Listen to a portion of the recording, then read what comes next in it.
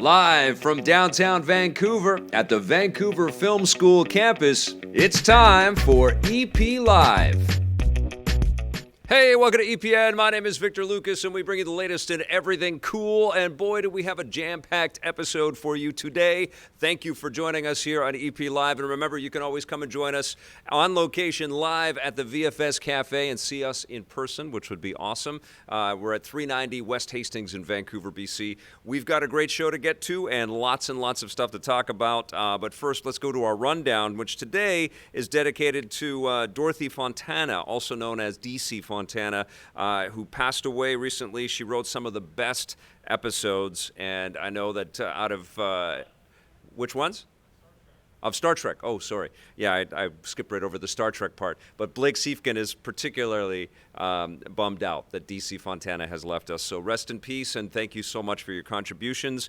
Also to Callie and Jordan Squad. Love these videos, Vic. I always watch your TV show at this time of year, and so happy you continued our holiday videos at the end of the year on YouTube. We have a blast making those. And we've got a lot of rocket and ray gun stuff coming your way, so stay tuned. We'll have some information about how you can be involved on Friday's show. But right now, let's get started with Callie and Jordan Squad and DC Fontana's Rundown. Death Stranding has been delivered on time, but that doesn't mean we should forget about another Hideo Kojima franchise. The big screen Metal Gear Solid movie is continuing its infiltration of Hollywood. The film's writer and director Jordan Vogt-Roberts, who's been attached to the project for several years, has announced that they've just finished the latest draft of the script, and like the games, it's filled with military surrealism and Kojima-style quirkiness. Is it Vogt or Voight? Vogt-Roberts? Okay, I haven't met him, so I don't know how to say. Vogt-Roberts adds that he's meeting with an actor soon, and although he hasn't given names, the fact that they're already talking with potential stars indicates that the film could begin pre-production in the near future. It'd be pretty rad to work David Hayter into this one, what I'm saying. You know, wouldn't that be awesome? Yeah. I mean, he's an accomplished actor. He's done some stuff, and he knows the whole ins and outs of the movie business, and he knows the game franchise really well. Vogt-Roberts, you should do that. Come on, man. You got to make that happen. Super psyched to see how Metal Gear Solid and Solid Snake and that whole universe translates to the movie screen. But since it was always conceived as an homage to movies, I think it'll be okay. I think it'll be all right, and it's in good hands. I like this guy. He's a huge gamer, and he totally gets what we're all looking for. He's a massive fan. He's one of the hidden characters in Death Stranding as well, which is really cool. And it's crazy that Hideo Kojima is still kind of involved with all of this stuff as well. All right, now one of the creepiest survival horror franchises is going to let you suffer with your friends. Outlast 1 and 2 developer Red Barrels has announced the Outlast Trials, an all-new multiplayer entry in the franchise. No footage has been released yet, but the developers say the gameplay will be based around co-op with up to 4 players, although there will still be the option of playing it solo for all of you single-player enthusiasts. The Outlast Trials is still in the early stages of development, so don't expect it to jump out anytime soon. Red Barrels has also stated that they're also working on a full-fledged Outlast 3, but no word on when that will arrive. And Outlast is a game where you are completely underpowered, right? And you've got to survive all means of and variations of horror, and it's completely frightening. So this is almost like Left 4 Dead without weapons, which I like the idea of that. Just basically stay alive for as long as you can, be as smart and cagey as you possibly can, but they're going to get you anyways. I'm a big fan of this Red Barrels company. They're very cool, and I'm really glad that they've had so much success with Outlast, and so much more is coming. So congrats on that. Psyched to check this one out. All right, now Fox and their new parent company, Disney, want to take audiences back to the planet of the apes. Spoiler alert, it's Earth. A new entry in the long-running science fiction franchise is in the works. According to The Hollywood Reporter, the new film is being developed by the Maze Runner director Wes Ball, although it's unclear if it will serve as a follow-up to the recent reboots or harken back to the original film series. This makes Apes the first big Fox franchise to be revived by Disney following their acquisition of the studio earlier this year. Disney executives had previously stated that under their leadership, they want Fox to focus less on original IPs and instead double down on established franchises like Planet of the Apes. It remains to be seen what Disney will do with other big Fox properties like Alien and Die Hard, and I have heard that Alien is a major part of what's coming up from Disney and Fox in the future. I don't know if Ridley Scott is going to be a big part of that, but there is more Alien coming. And hopefully it will be all right, because the last bunch of Alien things have been terrible. I don't know how you beat what was just done with the last Planet of the Apes trilogy. It was about as good as you can get with that subject matter. And I've seen all of these Apes movies except for the Tim Burton one. I've tried to watch that like 2 or 3 times. I always fall asleep halfway through. It's terrible. It's such a bad movie. I can't believe how bad it is. The production values are great, but it's just so goddamn boring. It's brutal. But the recent Apes flicks have been amazing. And if you haven't seen War for the Planet of the Apes, because it felt like they were coming out fast and furious, that's another overdone franchise. They were doing so many of them that it felt like, oh my God, slow down. But War for the Planet of the Apes was amazing. And I remember seeing that with Johnny, and we were both completely blown away and moved. And, everybody's work in that film was awesome. So I don't know how they top that. Certainly there's lots of ways into Planet of the Apes. You can make it a little more campy, a little bit more fun, but it's tough to beat the emotional undercurrents of the last 3 films. They were fantastic movies. That's a great franchise. So, and honestly, it's led to Matt Reeves ending up directing the next Batman. It was so good. All right. It really looks like Valve is making good on their promise to start making games again. Following the announcement of the new VR game, Half-Life Alyx, news has come in that Valve has even more new projects in development. Their new subsidiary, Firewatch developer Campo Santo, has announced that they've moved over many of the what is this? That they've moved over many of their developers to help out on Half-Life Alyx, as well as several other unannounced Valve projects. Oh, I see what's happening here. They're sharing all of the developer assets that they have. The downside is that this means that the upcoming Campo Santo game in the Valley of Gods has been pushed back, but the good news is that we're getting more Valve games overall. Other notable Valve franchises include Portal, Left 4 Dead, and Team Fortress, so there's no telling what they might revisit next. And yeah, Valve's got a whole bunch of stuff on there in their portfolio, and it would be great to see a bunch of these games come back. Would love new Portal, would love new Left 4 Dead, but honestly, we want more Half-Life. Half-Life Alyx is great, but it's not going to be a game that everybody is going to play, and I hope that Valve has an answer for that. It's an incredible universe. But I also, honestly, I want to see Valve deliver something of that sort of production pedigree that's brand new and blow us away with that, I love that they've been playing with the technology and getting into VR, and I love the lab on Vive. It was amazing. But I would really like to see them blow our minds with a whole new thing that isn't derivative. It isn't connected to the Valveverse. I just coined that. You can use it. Yeah, super psyched about that. And I'm going to be talking a little bit about Valve and Steam, I think, when I get into the Stadia conversation, which is coming up pretty soon. Yeah, I'm psyched to see that we are talking about Valve making video games again. Doesn't that make you happy, Blake? You should see him. He's almost got a smile. It's amazing. Oh, there he's smiling. I got him to smile, everybody. All right, that's going to do it for our rundown today. Now let's take a look back at this day and everything cool.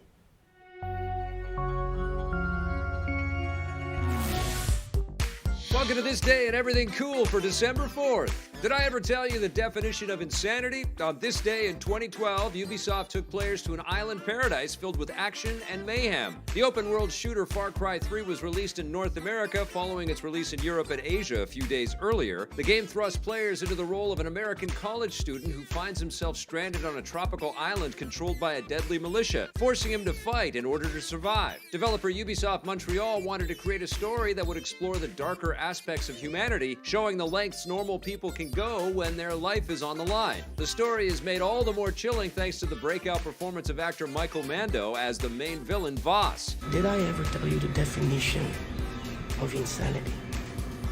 On the gameplay side, Ubisoft made Far Cry 3 a lot more fast-paced than its predecessor, Far Cry 2, striking a near-perfect balance between realism and escapism. Ubisoft also took an idea from their open-world franchises like Assassin's Creed and filled the world of Far Cry 3 with loads of side activities, which gave it plenty of replayability. The game received critical acclaim, becoming one of the best of the year and selling almost 5 million copies in its first 6 months. Several sequels and spin-offs have followed, but Far Cry 3 remains the high point of the franchise.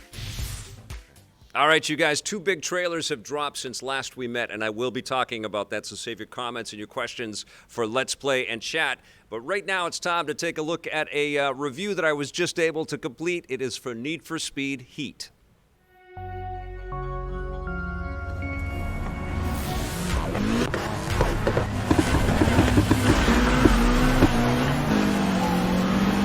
Follow my lead, or come and take it.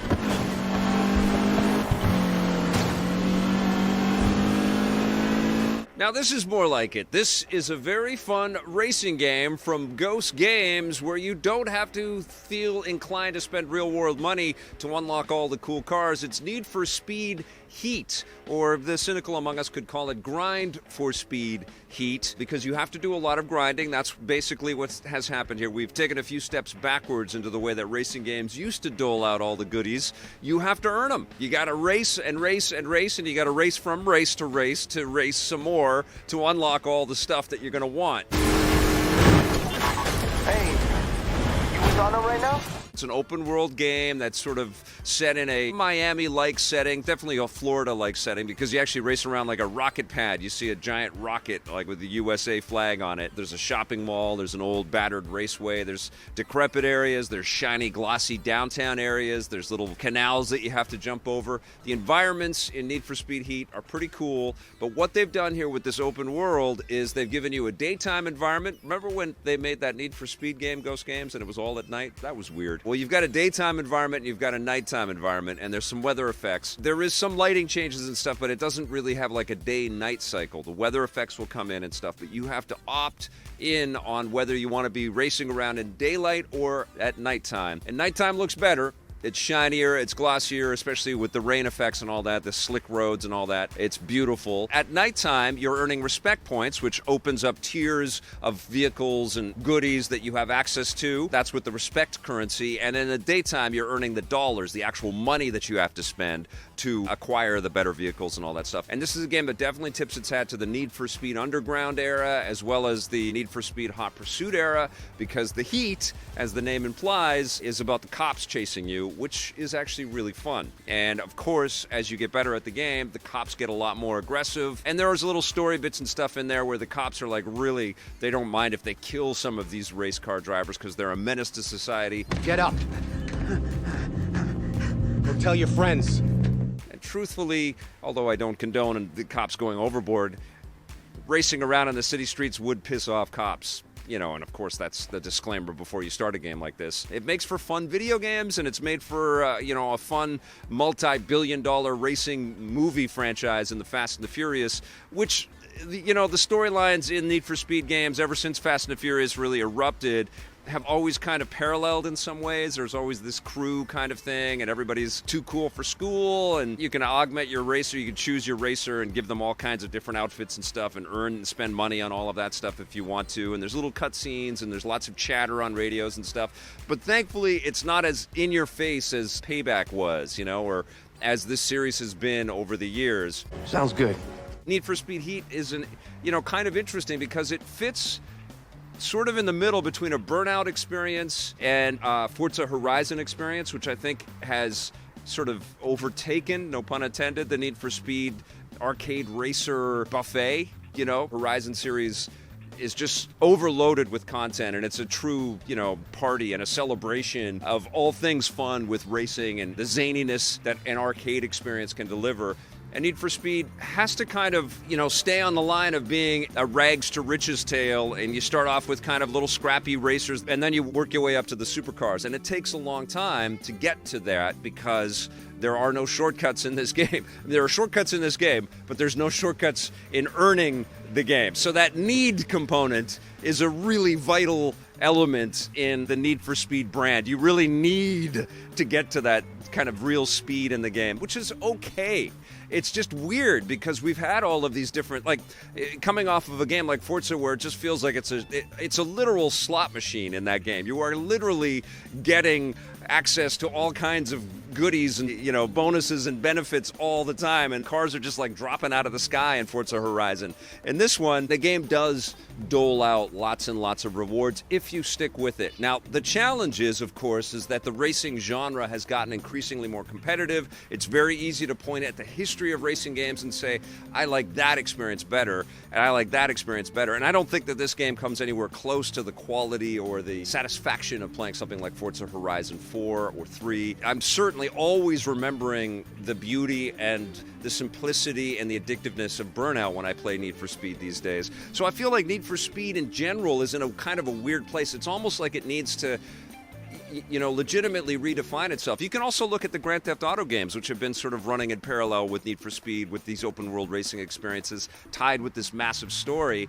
And I have to tell you something. I was playing Need for Speed Heat with my 5-year-old nephew, and he says, can you get out of the car? I want you to walk around and get out of the car and look around. Can we go to his house? And you can't do that in Need for Speed, and it does feel like, with all of this chatter and all of this emphasis always on this franchise to kind of tell a story around this and give you this progression to the better stuff, it does feel like Need for Speed should be thinking more about sort of how it defines its story. Or, another idea that I thought is maybe do something like what Call of Duty does and celebrate a lot of the past successes with, access to maps and access to environments that we're familiar with, maybe borrow from some of the Burnout history. It would be fun to kind of augment this game with, oh, look at that. You can tie Palm City that we're racing around in right into Paradise City, and you can race around all of Burnout's levels. That would be cool. It's easy to think of how you can tack on other things to make this more interesting than it is. But it's not to say that this isn't a fun game, because it is. And it really is a nice marriage of when Need for Speed was at its best. Unfortunately, it's been eclipsed. I still think Need for Speed Heat is a blast. I think the car models are beautiful, and the reflection mapping and the weather effects and all that stuff is gorgeous. That sense of speed is terrific. The soundtrack is killer. Lots of nice surprises in there. The chatter is kept to a minimum, and you can, of course, turn it right off if you'd prefer to do that. You can race online and offline and earn all kinds of great goodies in this game, and there is that addictive compulsion quality here. And it's tuned, it's refined, and it's fun, and it's accessible. It's just not the best racing experience that you can get these days. And that's unfortunate, and maybe one day, and Ghost Games has had a few kicks at this, but this feels like a great new starting point for this next era of Need for Speed. We're just about to go onto the new machines. It's a valuable, powerful brand, and I think it's up to EA and Ghost Games or whoever sort of takes the reins on Need for Speed to kind of reinvent it for this next generation of consoles. But I dig it. Need for Speed Heat is definitely a lot of fun. It's getting a 7.5 out of 10. All right, you guys, the Stadia system from Google has been in the news a lot. I see YouTube videos like crazy. Most of them are incredibly negative about the people's Stadia experience. And I am a founder. I purchased the pack as soon as they became available. I was very anxious to see what Google was up to with this technology. Certainly, they've got all the money in the bank and all the money that they could ever want to make something like this a success. If any company out there could do it, it was going to be Google. And they have had a miserable launch. There is no two ways about this. They really screwed the pooch with the way that they have shipped this thing out there. I ordered my system in June, and on November 19th was the launch day. I received the notice that my system was shipping, and my system, consists of the Google Ultra Chrome. What's it? The Chromecast Ultra, which I didn't have, so that you could also play your movies and your music and all that stuff through your system if you needed to, and the Stadia controller, which I forgot to have on the desk with me here, but you guys have probably seen what it looks like. And it gave you a couple of free games. Destiny 2, which is, a ridiculously fun and expansive first-person shooter, which has been outfitted with all kinds of new content just in time for the Stadia's launch, which was a good choice, I think, to launch with the system. A little underwhelming because it's been around for so long, but still pretty cool. And the other one was Samurai Showdown, which is honestly one of the most enjoyable fighting games of 2019. There haven't been that many, but I love the fact that SNK went back to revisit one of my my favorite fighting game franchises of all time. Say that 10 times fast. And they brought that back, and it's available as a free pack-in for Stadia. So it's like, okay, the controller, the Chromecast Ultra, and a couple of games. Not a bad deal in terms of what you're getting out of the box. $130, probably about $150 or something all in when you get it shipped to you. Not cheap. And you know, I was pissed off that I got the shipping notice on launch day, and then a couple of days later I got the code so that I could actually work the thing. I had to figure out that the app that I had downloaded to my iPhone wouldn't let me connect through my business Gmail account, because we use Gmail for a lot of business stuff. So I had to create a brand new Gmail account in order to log in order to see if Stadia was going to work or not. And I didn't want to access the code until I got the controller and the Ultra, because I wanted to see what Stadia was going to work like on my TV. It was cumbersome, and it's clunky, and Google has completely, stood up and said that, yes, this is going to get easier, and we're still in early days with all of this stuff. But the fact that you need to load on a separate app, a Google Home app, in order to access the Google Chromecast Ultra, and then you also have to load in the Stadia app, which needs to sync up with your controller, which has to go through your Wi-Fi. There's a lot of little moving widgets and parts in there that can go wrong. They also suggest, and I think that this is really cool, I talked about this in my unboxing, that you should use wired Ethernet in order to get the best bandwidth possible out of your internet. And they've actually put the Ethernet port right into the power plug for the Chromecast Ultra, which is pretty cool. So you got this tiny little device that is, for all intents and purposes, your console on your television. So a pain in the ass how it arrived and how to set it all up. Let's push that aside. Once I got it going, I became very impressed. The stuff works. And we tested it out. We did a Let's Play right here while we were streaming. And so we were streaming the show using our bandwidth here. And we had the Chromecast Ultra HD plugged into our Ethernet, and we were streaming live. Kurt was up on stage, playing some of the games, and everything was working. And I was kind of shocked that it was able to do that. And so over the course of the last couple of weeks, I've obviously been playing a lot of Stadia games. I checked out Shadow of the Tomb Raider, which I think is arguably the nicest looking of these this launch assortment of titles right now. It actually looks really, really solid.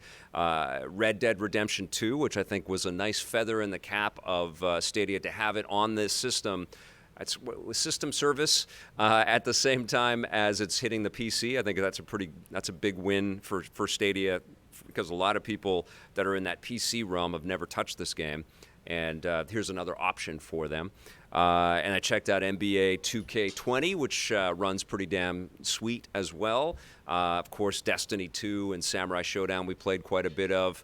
I checked out the only exclusive, the lone exclusive for Stadia at launch is Guilt from Tequila Works. And it's cutesy. It's kind of like a kid version of Resident Evil, where you're a little kid trying to figure out where your cousin has gone to, and there's little monsters and stuff, and you got to stay out of the light. Pretty simplistic, and it looked like it had come together fairly quickly. It's certainly not like a AAA marquee, oh my God, have you played Guilt type of experience, but I think it's cool that Google is paying for things to get made for the service. So I tested it out at home, where it runs on my LG OLED TV at 4K, but only at 21. I don't know what all the definitions of the 4K is. It's Ultra HD, but it's like double the 1080p. It's not quadruple the 1080p. But it runs at 60 frames per second, and it's very, very solid, very fast internet. I'm on a 150 up, 150 down at home, so no problems running the service just fine using wired internet. We're also on about 100. We're 300 down and 100 up here at the VFS Cafe, and we ran it wirelessly, through Wi-Fi here, and it ran great. And we tested it out on the 4K televisions here. We're recording a lot of the footage that you're seeing as I'm talking here just today, but we also wanted to test, and all of that footage is in 1080p because we stream out at 1080p, so there was no reason to record it at 4K and then stream it out at 1080p. but we tested it out on the 4K HDMI port at first, just to make sure that it was coming in and playing smoothly through the at 4K through Wi-Fi, and that's exactly what it was doing. So we tested out Red Dead Redemption 2, which looks absolutely amazing, and we tested out Assassin's Creed Odyssey, which is also stunningly beautiful, and same with Shadow of the Tomb Raider, and 4K HDR, 60 frames per second. Actually 30 frames per second on Shadow of the Tomb Raider. I'm pretty sure. It's hard to remember all these numbers. But pretty high spec. Certainly not better than the Xbox One X or the PlayStation 4 Pro. I did some comparisons where I checked it out against my Xbox One X version of Red Dead Redemption 2 and my Xbox One X version of Assassin's Creed Odyssey, and you could see a lot more granular detail in the environments. Everything just looks sharper. There is a little bit of a smushiness to the visual fidelity, even though it's fluid and there is detail. It's a little bit smoothed out. It's almost like there's Vaseline on everything. I hate to be too overly dramatic with the words that I use, but it certainly looks a little less crisp than it does running off of local Xbox One X hardware. And that was noticeable to my eyes. But I think that if I handed the control, and I honestly, I feel like Google's probably going to do this taste test, this Pepsi taste test thing in shopping malls, where they're going to have people be able to walk up and play a game on a console, and people be able to walk up and play a game on Stadia, and they're going to have to decide which is which. I can see that that's going to be a way, it's going to be a way to test whether people are going to notice the latency issues, or they're going to notice any frame rate hiccups or anything like that. Technically, I didn't notice any hitches when I was playing at home or when I was playing here. There might have been a couple of little warbles based on stuff loading in, or in the case of Samurai Showdown, there's actually some hesitations based on dramatic moves and stuff, which can make it look like there is like a loading issue, but that's part of the way that the game plays out. It's like just before there's a big dismemberment slice or something like that in Samurai Showdown, they slow things down, and then that strike comes in, and then the blood comes up. But if you're playing on Stadia, you're looking for every single hiccup and every single issue. So technically, it's pretty cool. It's not better than what you get at home now. And the problem that Stadia has, there's a bunch, but one of the problems that Stadia has is they've sold this into people that already have fast internet and probably have consoles and probably have libraries of all of this stuff. But we're all, a lot of people like me out there are curious, and we want to see if, in fact, this is the future of media consumption. And to those people, Google has made promises that what they're going to deliver through their service is better than what we can get locally, better looking, up to 8K and 60 frames per second. We're nowhere near that, That being said, we know that Google isn't quite done with their investments into this.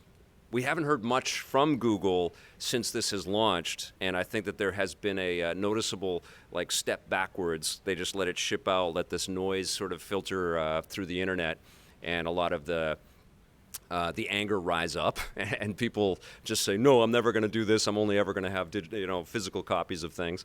I think they recognize that this could have been a much stronger launch for this platform. But I don't think that they're anywhere near done. And I also think that streaming is going to become a massive part of both Xbox and PlayStation's future for the new machines. I think that they're both going to be subscription-based services attached to these consoles, and all of their first-party exclusives are going to be a part of this subscription thing. EA is clearly moving in this direction as well, and I think we're probably going to see subscription services partnered with Stadia. None of this stuff I can confirm right now for you, but what Stadia has done is I think that they have moved into the marketplace with a product that you can actually go and buy if you're inclined to, and see that it actually does work. Is it clunky? Hell yes. Is it at better fidelity than we have right now with our best machines? No. Is there a long way to go? Yes.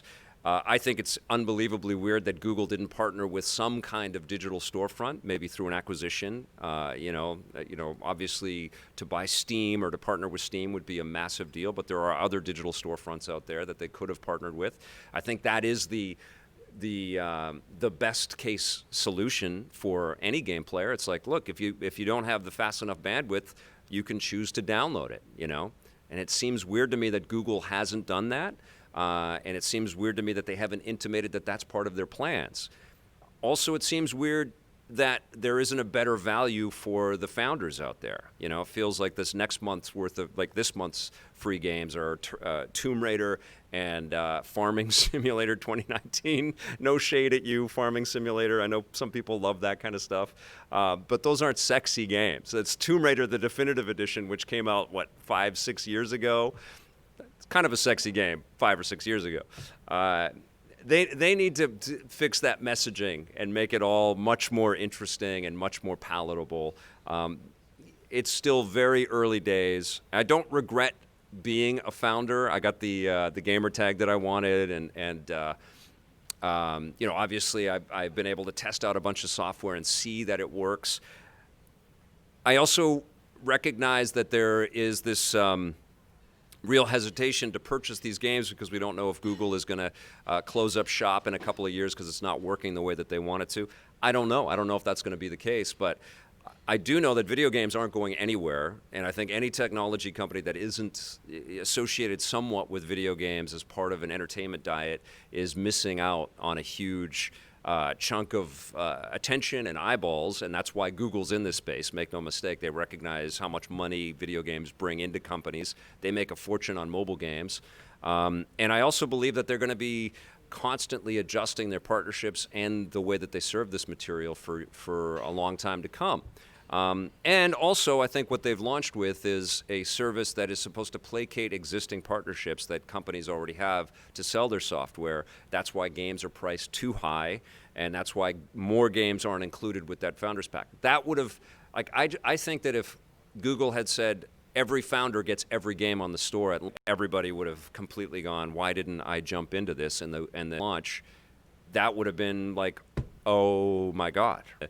Flipping the bad news discussion completely in a 180 degrees would be achieved just by that. Now, hopefully what Google does to placate the disappointment that a lot of founders have been feeling is something equivalent to what Nintendo did with the launch of the 3DS, which, if you can all remember, within a year they dropped the price and they gave people a bunch of free games that had already purchased the 3DS, and supported the machine.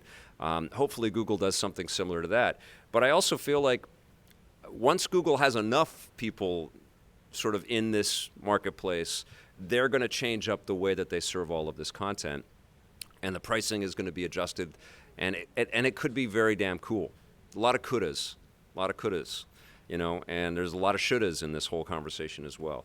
The last thought that I have about Stadia is that people's hesitation to purchase full-price video games, and they're just part of a digital service. I counter that with there are a lot of people out there that pay $25 when a movie hits the Google Play store or the iTunes movie store. $25 for a digital movie, and basically access to that thing. And I think there's an equivalency there, but I also feel like we're on the precipice of everything completely changing, and subscription is going to be a massive part of that. So that's why Google is here, and technologically it's working, but it should impress us more, and they should have had a way cooler launch. And honestly, I hope that they do a big chunk of, they put a big effort into a make good on how this has all been handled so far. I'm not a miserable Google Stadia player. It certainly works, and it's certainly cool to revisit some classic games like Red Dead Redemption 2, which is a total masterpiece, or Assassin's Creed Odyssey, which I just appreciate more and more over time. But yeah, the library should be bigger, better values, more freebies for the people that are there at the beginning, and let's see what they're up to in 2020. As it stands right now, I don't think the Stadia is ready for everybody, and it's certainly not ready for prime time. And you have to definitely look at your internet caps and how much it would cost you to constantly stream all this stuff, and how much value you would legitimately get out of this thing. But as it stands right now, I give the launch of Google Stadia about a 6.5 out of 10. So room for improvement for sure. Let's say 6.5. I'll say 6.5 because honestly, I like the controller. I think the controller is pretty damn cool. Okay, so those are my thoughts on Google Stadia for now. I would definitely have a lot more to talk about with Stadia, and I'm looking forward to reviewing exclusive games on this service. And it's blowing my mind, actually, how many different machines I'm booting up all the time to review things on Apple Arcade and, VR devices and Stadia and all the consoles and everything. It's crazy how many ways we can play games now. And speaking of which, we have another way to play a video game. It's the last Insomniac game that they did for Oculus.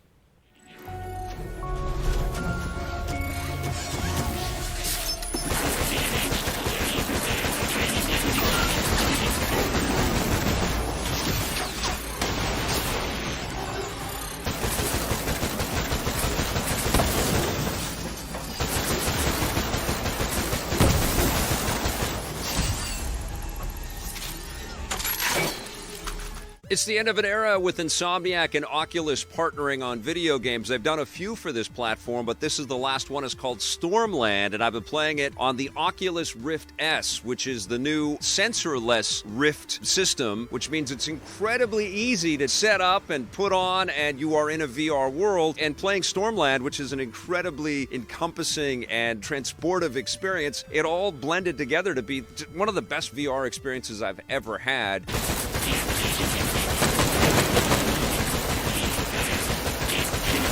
It's almost like a blend between a Metroid-type game and a Ratchet & Clank game, which, of course, kudos to Insomniac with that incredible franchise. The story is so cool, and the mobility that you have as this robot named Vesper is so addictive. What you're trying to do is uncover the mystery of this alien infestation and uprising and all these robots being destroyed and characters being corrupted and infiltrated by viruses. And you're getting little bits of voice chatter. You're going to encounter some characters along the way, some robot buddies and stuff, and you're going to defeat a ton of enemies and enemy robots that are going to be shooting down at you. This robot has offensive and defensive capabilities, so you can pick up a bunch of different weapons. You actually print them on these workbenches, and you find the blueprints, and you can augment them as well and make them more powerful. You can pick up or create a shotgun or a submachine gun. You can also create a sniper rifle, and there are other little goodies and doodads that you can pick up along the way too. Little health bottles and grenades that you can cook and throw at the bad guys. You've got built-in offensive weapons and capabilities as well, like a little sort of electric pulse thing that you find later on. And the way that you augment your character is pretty cool. Sometimes you have to actually literally rip off your arm and stick on a brand new one, and you'll have effects that will come right out of your body, Iron Man style, like point at something with your finger and shoot a little laser bolt out of your finger, or a pulse thing right out of your palm, which is great. Even the human colonists were frightened of it. You also have the map for this wide open world sitting there right on your wrist, which is also very Iron Man-like. And if you toggle the little switch, it will pop out of your wrist and actually be projected on the floor around you. And then you can take your finger and point at exactly where you need to go and sort of set an objective marker there. The other awesome thing that you can do is you've got a visor that can scan stuff, and you just tap your head, your helmet. Suddenly you can scan everything just like right out of Metroid, and it's really cool. All the little critters running around or plant life and stuff like that you can scan. And you're collecting all of these resources that then you will use on the workbench to outfit your character with cooler stuff. The other major thing about this game is the immense amount of verticality that you have. You can almost climb everything in this game. You have these magnetic clampers on your hands, and you can climb up trees, and you can climb up enemy installations. You've got rocket boots as well, so you jump off of something high, and it is a little vertigo-inducing, so fair warning there, but you'll hover with your rocket boots. It's like you're going from island to island in this game. It's not like a giant open landmass. And I think what they've done there, because some people get a little motion sickness and you have to kind of do that turn a pie piece at a time kind of thing. I can't deal with that. I go to like full first-person shooter type controls, and I've played enough VR that my stomach is okay. But when you're in this slipstream area, this space between islands, it's almost like you're rocket boosting jet skiing or wakeboarding or something, and you're pressing your hands out in front of you, and you're going super fast, and you can also go past these like pinball bumpers just along the side of them, and they'll make you shoot a lot faster. But if you hit them, they'll stop you and slow you down and damage you.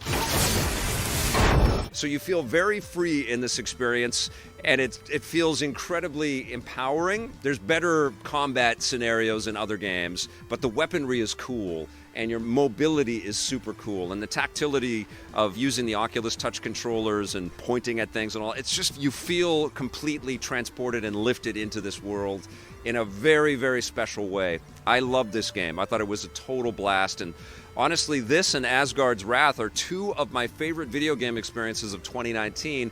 This is definitely one to pick up. Even if it's a little bit shorter, it's still worth it, man. The experience is really, really kick-ass, and it'll run great on either Rift. So definitely check this out if you've got that platform. I'm going to give Stormland a 9 out of 10. All right, you guys, we've got a very cool game for Let's Play and Chat today. It's called Indivisible. But before we get to our Let's Play and Chat, I wanted to talk about this little box of goodies that came in from our buddies at Genki. I got a press release about Genki's new USB mic. Actually, it's a Bluetooth audio converter that plugs in through the USB-C of not just the Nintendo Switch, but obviously they made it Nintendo Switch friendly, and they've got the neon blue and red colors for the particular one that they sent to me. It just plugs into the USB port on the Nintendo Switch. And why I wanted to check this out is I'm an AirPods guy. I've gotten used to having no wires on these things, and I like using the AirPods because they kind of make me feel like I don't have to touch my phone all the time. I can talk to my phone and it works.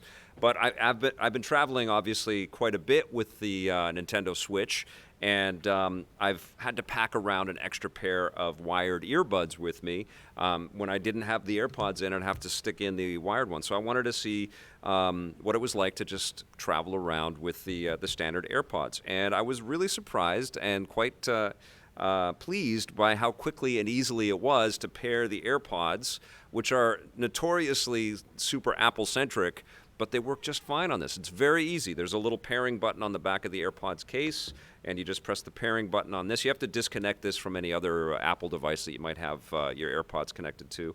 And then you press the little pairing button, and you can actually pair a couple of different headphone sources, like if you've got a couple of pairs of Bluetooth headphones and you want to share the audio. And this is the Switch Lite. You can't take the Joy-Con off, but if you had the regular one, you could take the Joy-Con off and share the Joy-Con, as well as have two different headphone sources all running through this. Now, it is siphoning off power from the USB-C input, so it's going to take a little bit more power off of your battery, so you got to be aware of that. But there is a pass-through here, so you can still continue to charge through it. And what is really cool, and what I wanted to show off here, is that Genki sent it in a Switch case, which is cool. It fits up exactly with the rest of the Switch devices or the Switch games that I have. And then this came separately, which is really cool. It's the portable stand, which I'll show you guys how that works. It's all sort of set up to be able to work with the device that has the Bluetooth audio converter on it. So that just sits like a little tripod right there. And then you put your Switch right there. You put your AirPods in, and I can hear Lucky's Tale right now coming through on here just fine. But what is pretty rad about this is it also comes with a boom microphone. So if you've got any games that actually are online and people want to hear you a little bit better, you plug this into the microphone and earbud port on the top. And if you wanted to have this thing docked, not this one, but the regular Switch, you can use a USB converter, which would allow you to plug into the dock, plug the Bluetooth converter into this, and then use your AirPods while it's docked. Maybe you're playing video games late at night and you want to use your wireless headphones that way, which is pretty cool. And the one thing that I also liked about this whole case setup is that when the stand breaks down, it actually fits, even though this is sold separately, it actually fits into and it was my daughter that noticed this. It actually fits into the case just like that. And so all of the little widgets fit into there, and you've got little extra slots for extra game cards, which is pretty cool, and has the instructions on how to use everything right on the box there. This whole kit, without the stand, I think is about, it's $50 US, $60 in Canada. I just checked it out on Amazon, 60-ish. And then the stand is about $20. It's made out of metal, so it's a little bit heavier, but that also means that it's probably going to be, well, it's got some metal in it. I don't know if all of it is metal, but it'll probably be pretty durable. And you don't need this case, obviously. It can all sit into tiny little pockets and slots and stuff, but this is cool. I'm happy to have one less pair of headphones with me, and I'm happy that all of this stuff fits so snugly into my Switch collection. So there it is. Okay, yo. Oh, this is the Switch Lite that Nintendo sent me to review, and while we were in Japan, I got it signed by developers Inabi-san and Kamiya-san from Platinum, and then this was Adachi-san. But it's come off, so I'm going to need them. My kid has been using this a lot, and she sweats while she plays, so some of the writing has come off, but this is the guy that created Samurai Showdown. So I got some legends here. And the yellow, I love the fact that I've got a yellow Switch. Put it down there. I love the fact that I've got a yellow Switch, and now when I go to GDC and E3 and stuff like that, I'll start to get some more signatures on this. It's pretty rad, huh? Yeah, those are great. Okay. So let's get to our Let's Play and Chat. I know we've got lots to talk about. Our buddy Warco, or Marco. Do you like to go by Marco or Warco? Yeah, they both work. They both work. It's like Mario and Mario, right? Yeah, that was the idea. Mario and Wario. Mario and Mario. Hey, everyone. That is your microphone. Can you pick that one up? There you go. I was about to kick it. There you go. Perfect. Okay. We'll put all this stuff away. Does And this yes, look like- Ruby, I'm bringing home the stickers for you. Don't worry. You'll be able to have the little stickers that Thank come in you. with the box right there. Get closer. There you go. Okay, so you are going to take the control, my friend. It is called Indivisible. Okay. And Blake, what's the name of the developer? I forget the name. Okay. I played Skullgirls. Great game. You played Skullgirls? Yeah, yeah. It was Yeah. good. Excellent game. I was on a panel with the founder of that company. He was awesome. He was very, very honest about the navigating the complexities of Kickstarter. Yeah, it's very hard, and they got some Skullgirls games out there, and they made a lot of fans very happy, but it was not easy for them. Okay, so this is Let's Play and Chat. Warco is going to play some Indivisible, and it's you've played games like this. Okay. Where it's turn-based. You're almost dead, and I think that's on purpose. But there are some combo attacks and stuff like that are timing-based as well. Okay, gotcha. And it's all like an animated cartoon too, which is really, really slick. So I think you're going to die because you're not hit. Like, this is the beginning of the game. Right. I just skipped past a couple of opening cut sequences. Okay. I wanted to get you into action. So I think you're going to die, and then they're going to train you. Is probably what's going to happen. So, all right. So just right, the combos are underneath. yeah. Got So it. just do what you can, and let's see how this goes. And Kurt actually brought up why I didn't talk about the Black Widow trailer, and that's what Let's Play and Chat is all about. Hopefully everybody has seen it, but what's the guy? What's David Harbour's character? Red Guardian, I think, is the big, huge reveal, but also Black Widow's sister is also mentioned in this. I don't know if it's her literal sister or a sister as part of the. Yeah, okay, well, that opens the door, obviously, to a new Black Widow coming, or some kind of replacement Black Widow, which has echoes of what happened with Arrow and Black Canary in a way, doesn't it? And and also we get Black Widow in a white suit, which is pretty cool, and the Russian accent. She brought the Russian accent back, which sort of faded in and out of her character as Scarlett Johansson did the role over years. But I love her, man. I think she's phenomenal. It's about time she got a movie. And that character's so badass. Yeah, so it's yeah. awesome. The weird thing though is, like, that really should be an M-rated film, right? Like, she's a killer. She's an assassin. Like at the Wolverine level. And they're not going to go anywhere near that. So it's going to be all this gunfight. It's going to be like the Uncharted games, where Nathan Drake is killing he's murdering people just from start to finish. But it's T-rated. It's all good.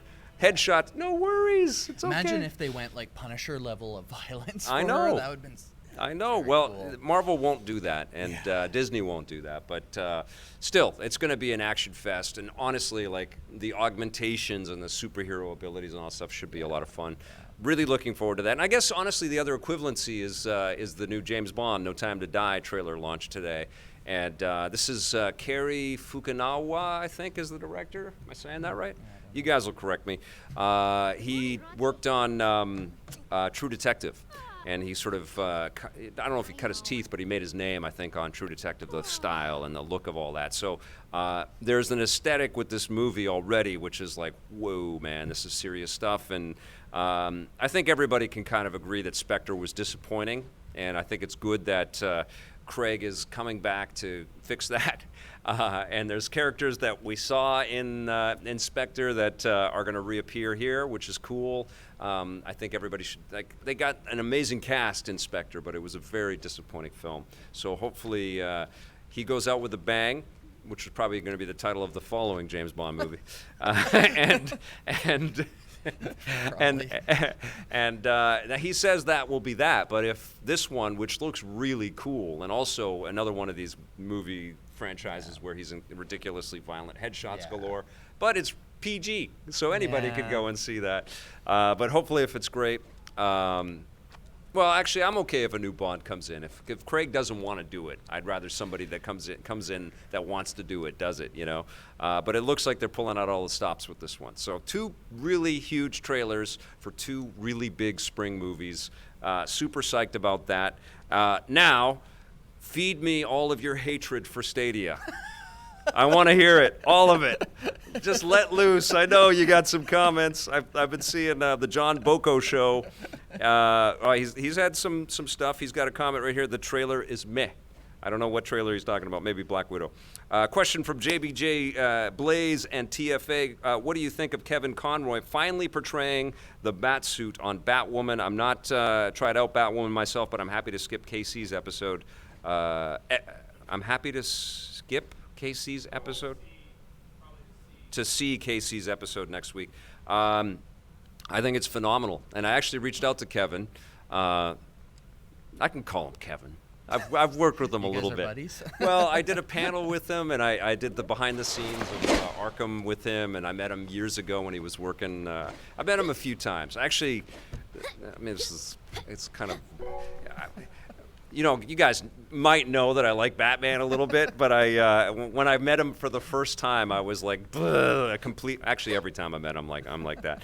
But the first time that I met him, I asked him to leave a voicemail on my. I was in the States all the time, so I had a phone number for my U.S. phone down there, and I said, "Can you leave a voicemail? This is."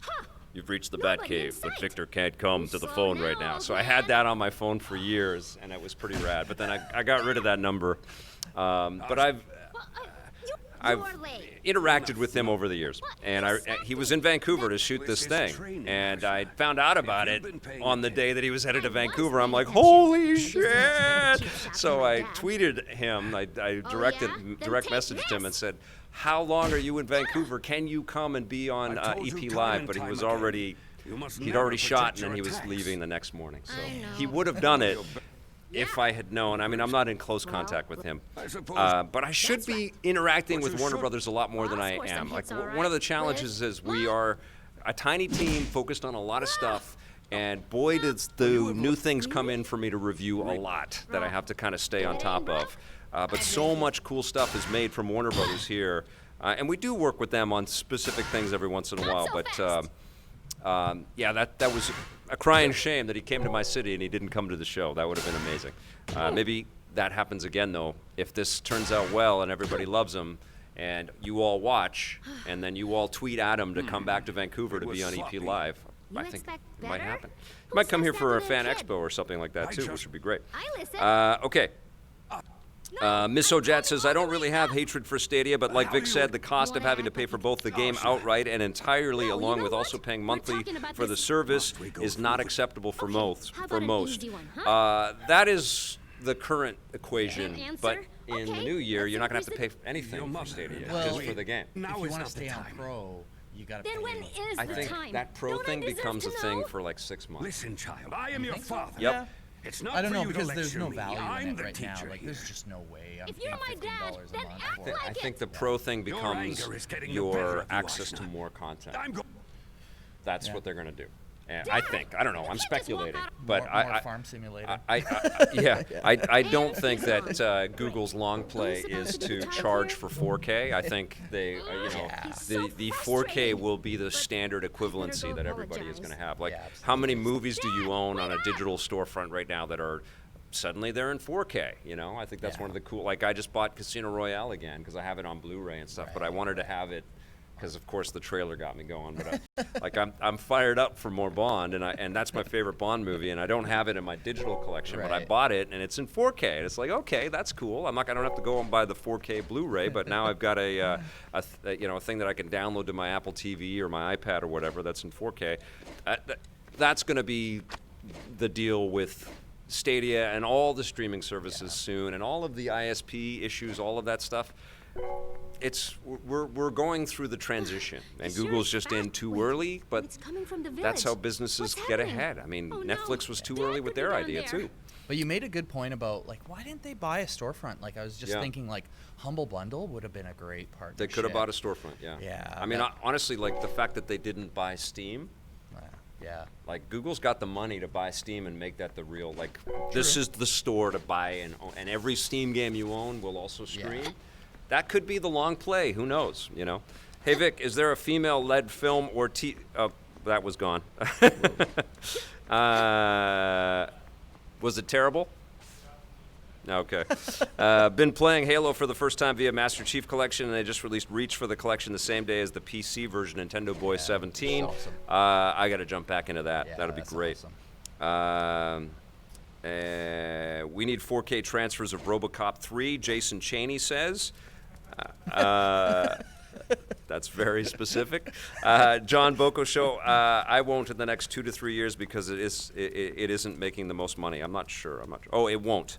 They won't buy them. Okay, Audrey Leon, I'm glad you mentioned about the iPhone 11 Pro Max in your hardware gift guide video. Now I don't regret that I bought it. Thanks, man. Got my iPhone yesterday. It looks awesome. This is Audrey Leon. Yeah, it's a hefty investment, but that camera, man. Like, I've gone on trips now with this thing. Like, I went to Japan. I have a great still camera, Fuji. What is it? The Fuji X.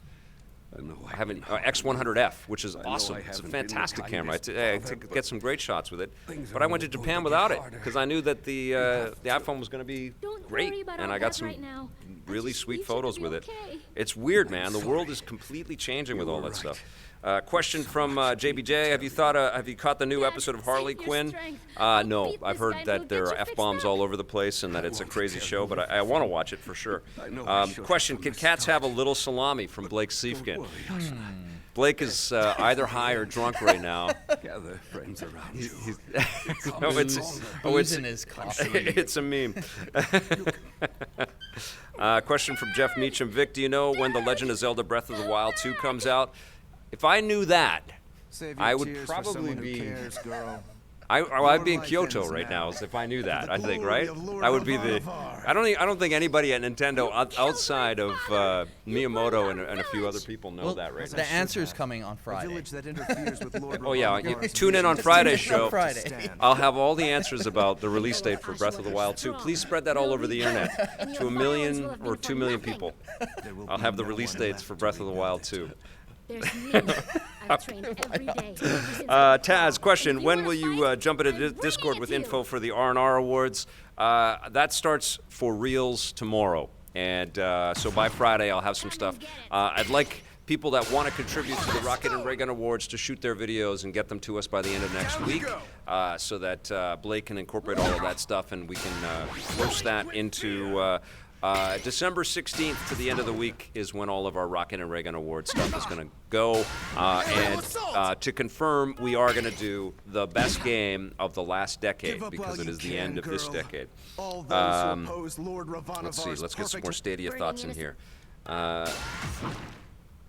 JBJ Blaze's only Bond movie he's seen is Skyfall. Wow. Casino Royale, Goldfinger, and GoldenEye. A village Those are girl my like you top couldn't three. possibly Roger Moore understand. movies. I like Roger This is Moore. I love part The of Spy a Who Loved Me. larger That was his plan. best one, I think. Man with Well, your Golden plan is Gun. That was fun, View yeah. to I'm Kill with stopping it right now. Chris, yeah, Christopher Walken. Christopher Walken. Bond. James Bond. Yeah. I missed the news, but did you cover Halo Reach hitting the Master Chief Collection? No, we talked a little bit about that. Definitely going to be playing that. Kevin Conroy, going back up here a little bit. Looks cool, but I don't trust third-party accessories that aren't approved by the company who makes a certain console. Adrian Leon. Generally, that's a pretty good rule of thumb. But Genki's been making stuff for a long time. They've done a lot of different things. They're working on I noticed on their website, they're working on a tiny little dock. So it's like a charger and a dock, so you don't have to carry around the big one, which I think will be great. And I'm looking forward to reviewing that. Oh no, this looks bad. Amelia Looks Lopez, really who signed the bad. Switch, I answered that for you. have Let's see you what we got done? up here. So, Oh, I got the a old super man chat had in a here child. that I got I'll this allow you to disappeared. say I don't know your who sent that, but thank you goodbyes, very but much. your That's very life kind. is forfeit. Heretic. I did try out xCloud via VPNing over a US IP, and it's easily better. This is JBJ Blaze again. Yeah, I think xCloud is going to be a massive, massive competitor to Stadia, and I think that's exactly why Stadia launched now and didn't delay, because then they would have been able to say that Microsoft is ahead of the game, no pun intended here. And the word is that Amazon's working on one of these, and that Steam is working on one of these. So. I'm excited about the Microsoft solution because they're going to pair it with Game Pass, and Phil Spencer has been really cool about kind of how they're introducing it, and he's done it like they've done it the right way, and yeah, Stadia needs to kind of like be really aggressive. Yeah, if they wanna win. can't. They can't just be the leader in terms of time. No. If this is their space, Yeah. they have to innovate in ways that completely blow our minds. They got it working. It works. Yeah, it works. Totally works. Yeah. But it's got to blow our minds now. Yeah, Yeah. I played a couple hours of Destiny 2, and yeah, I enjoyed it. It was good, but yeah, they got to bring the value. No, They got to bring the value. simulator. Yeah. VR Grid said, "Is there a Kojima game on Stadia? Give it some bonus Kojima points." Nice. You got to give some bonus points to complete crazy originality and risk-taking like they did with Death Stranding, which you still love. I love it. Yeah, Marco's still in the I love it zone, yes. where I was for a long time. Even though my packages have tumbled down a mountain many, many times, and I've fallen over like a fool. It is the tale of playing Death Stranding. Yes. Your feelings on it are going to change Yes. as you play through it. Okay, I have time for one more question. It's 5:30, so we got to start wrapping up here. Let's see what we got. If there's any down at the bottom here. Here we go. Did you hear that there? Evil Genius 2. Chris Dugan's asking, did you hear that there's going to be an Evil Genius 2? I have now. I don't have anything to say about that. Why does no one mention PlayStation Now? That is a great question. That's Amelia Lopez. We are going to be talking about PlayStation Now like crazy next year. It is going to be a huge part of PlayStation's plan. Subscription. That is the way that every content creator on Earth is going to be looking at our connected selves and the internet. That's a big part of it, for sure. John Boko Show, why EP Daily, Reviews on the Run, EP Weekly, stop broadcasting on G4 and City TV. It was mostly a question of, it's a long, I've answered this a ton, but the TV industry really changed, and we rode the wave the longest with making television content around this stuff, and who knows, but that's all I can say.